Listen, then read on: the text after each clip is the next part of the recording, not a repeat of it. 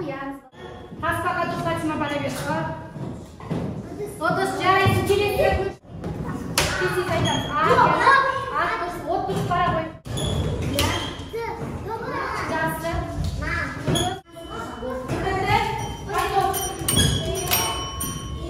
Сіздерді буынға бөле аламыз ба?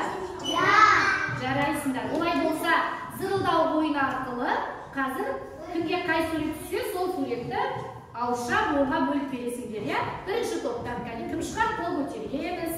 Я, бірінші топтан тәуекел келе ғой. Зырылдауды айналдырамыз, аржықта тұра ғой, аржықта тұра ғой. Зырылдауды айналдырамыз. Я, менің суреті шақыра. Енді балаларға қараймыз да, буынға бөлеміз жатырақты, ауызша бөле ғой. Даусын шығарады. Үш буынды сөз. Жарайсын отыра ғой. Екінші топта Ерхан келе ғой. Даусымызды шығарамыз деймін. Жақсы. Я, неше буын? Бір буын даусын шығарамыз, жарайсыңдар. Келесі үшінші топтан бөлді келе ғой. Я, айналдырады.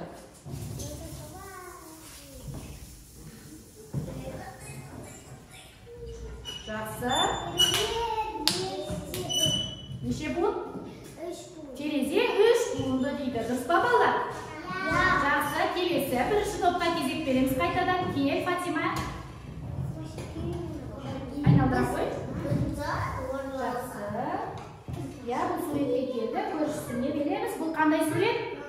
Ал бөлеміз, балаларға қараймыз. Тамаша, үш буын өте жақсы отыра ғой. Екінші топ, Айсере келе ғой. Әртүрлі суреттерге берген дыбысты талдау жасаймыз, я? Бірінші сурет, ненің суреті? Кәне бұлған жүрекші. Бір буынды сөзде, енді дыбыстық талдау. Құрамындағы дыбыстарға дауысты және дауыссыз екенін анықтаймыз. Дауысты ма, дауысты ма? Жақсы.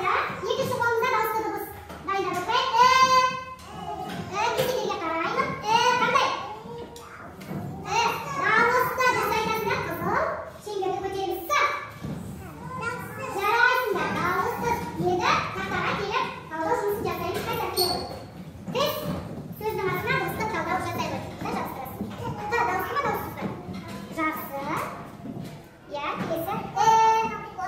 Жарайсың. Келесі айтып отыр. Қай дыбыс? Жарайсың, отыра ғой. Өте тамаша.